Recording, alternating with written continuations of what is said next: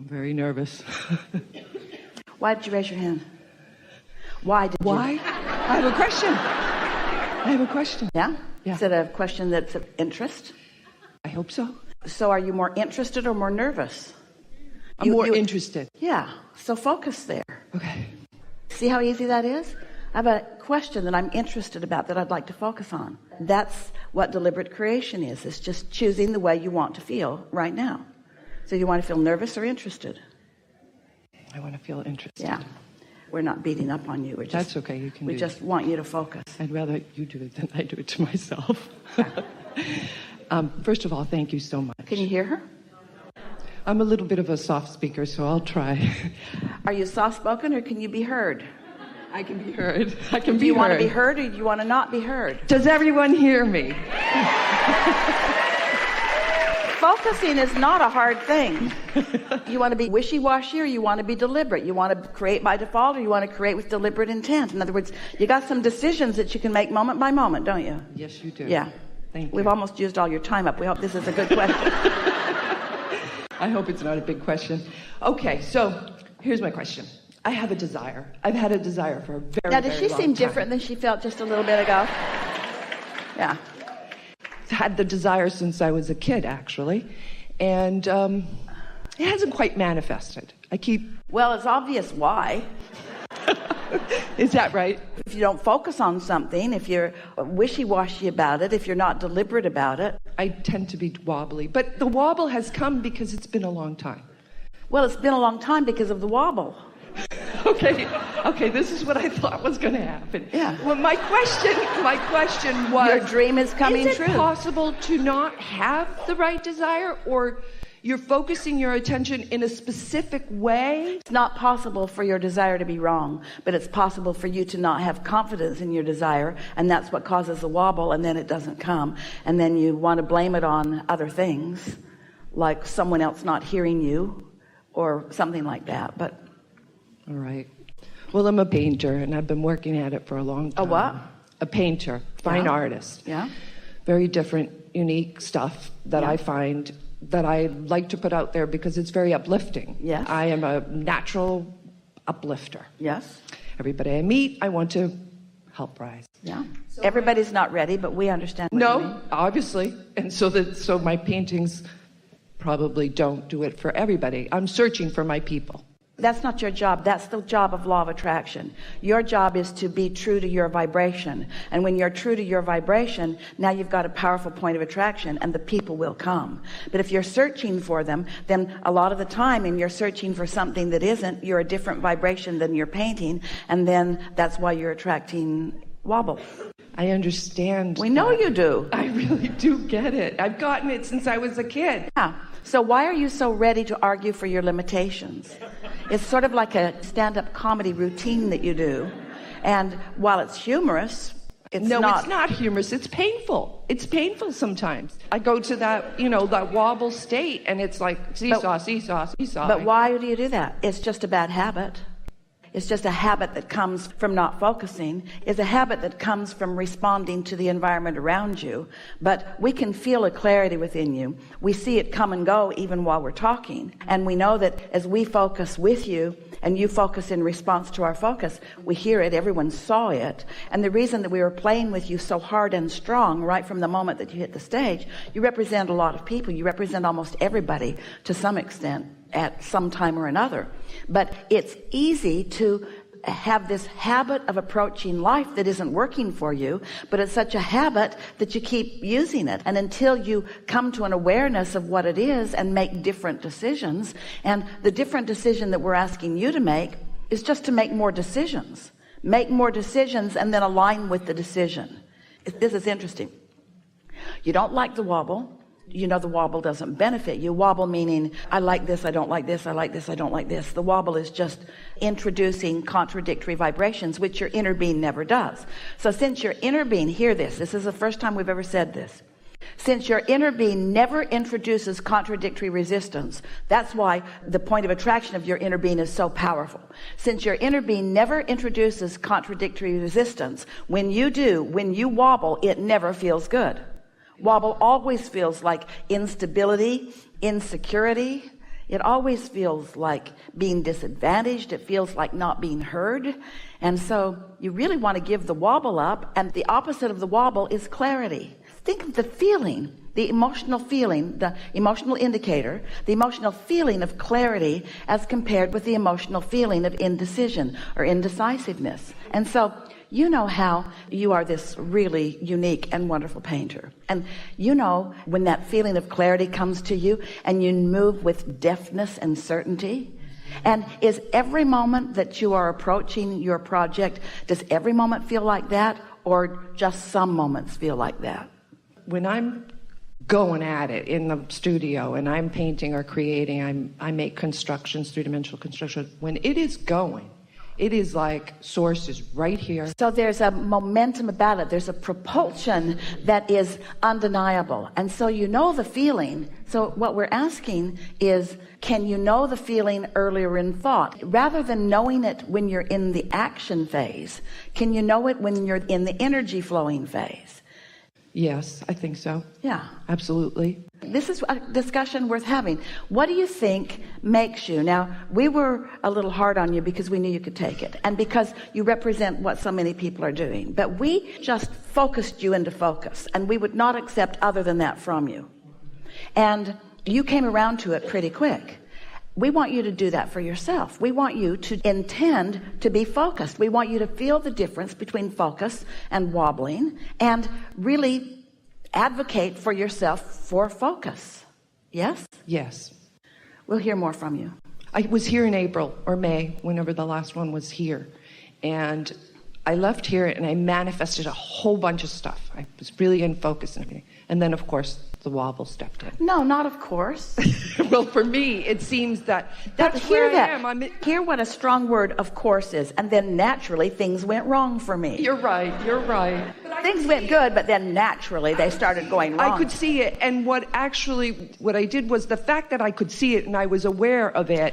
So that's what we call post-manifestational awareness. That's the opposite of getting out ahead of it, which is what we're talking about here today. So right now, instead of getting out ahead of it in a positive way, in a negative way by saying, of course. So, Abraham, I was here before. I heard good stuff, really good stuff went, and then, like always, it went south for me. And we say, this is pre-paving too, but it's not pre-paving to your advantage. And if you can't hear the difference, can you feel the difference? That's what we're asking you.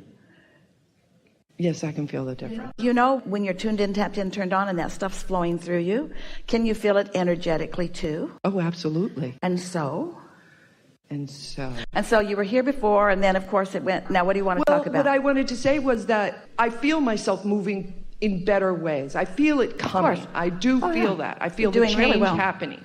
Here's the thing. This change that's happening, it's not happening out there. It's happening now, or it isn't.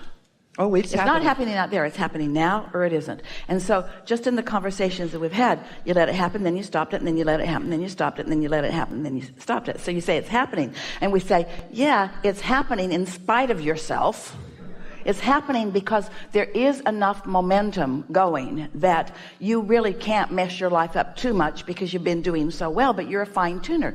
You said to us something really important. Can you remember the descriptive words that you used to describe your painting? In the zone.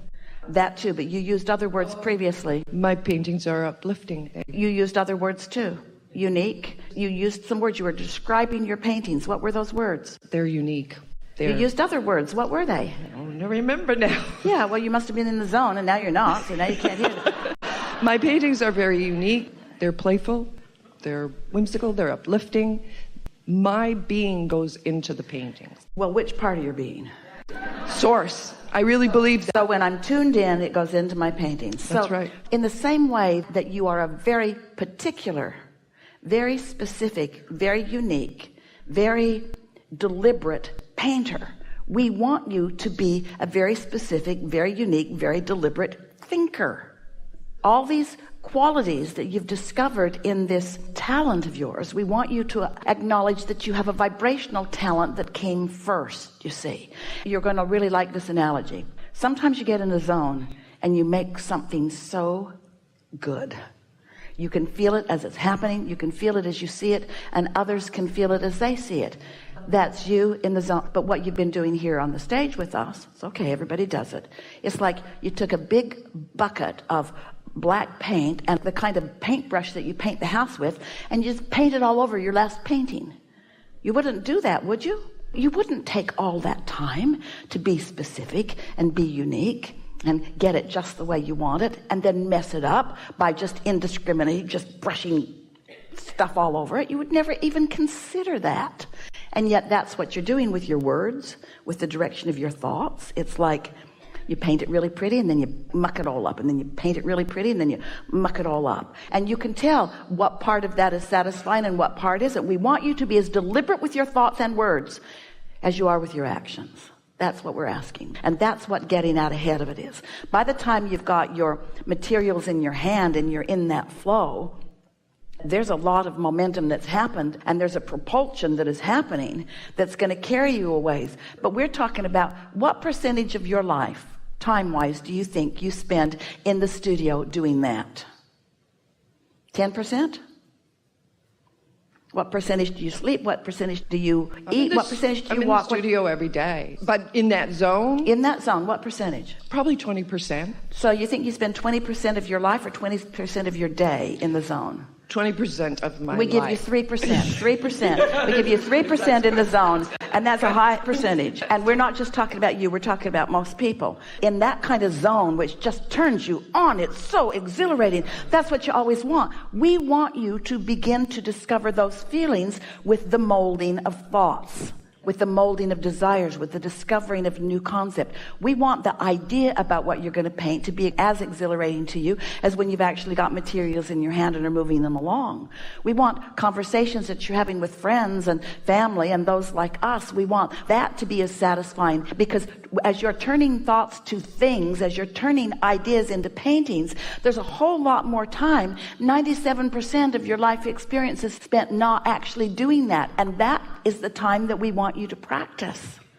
You see? Does that make sense to you? Absolutely. Life is supposed to feel good all the time, not just when you're in that zone.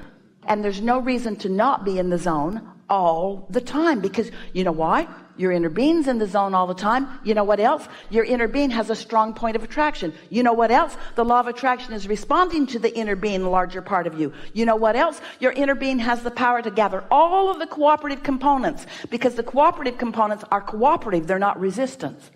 Why are you a not cooperative component? True.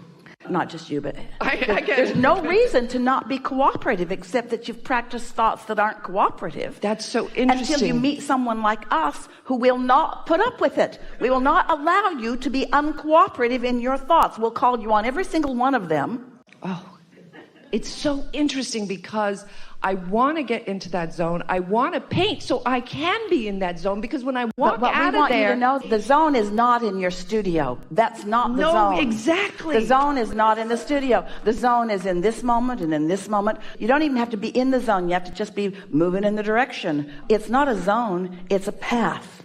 And it's a path of least resistance. It's not the path of most resistance. It's not even the only path. It's just the best feeling path. So as we've been playing with you, you're choosing different paths that don't feel so good, and we're saying, here's a better feeling one, here's a better feeling one, here's a better feeling one. You got to care enough about yourself to want to be on the good feeling path.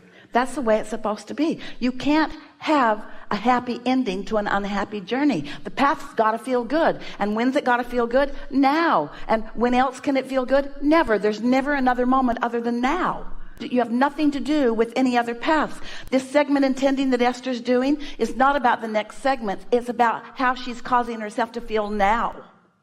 And as she feels now, then it's likely that as she moves into the new segment, she'll take that now Esther with her. And if she takes that now Esther with her into the next segment, oh, then good stuff happens in that next segment too. But all of your power is right now. Right now. It's not when you're in the studio, and it's not when you meet your lover, and it's not when the lottery ticket pays off for you. It's not out there somewhere. It's right now. You're choosing the wobble now, or you're choosing the zone now. You're choosing alignment now, or you're choosing misalignment now. You see? It's right now. Now, now, now, now, now. Perfect. Yeah. Perfect. Thank you. Really good. Really good. really good conversation.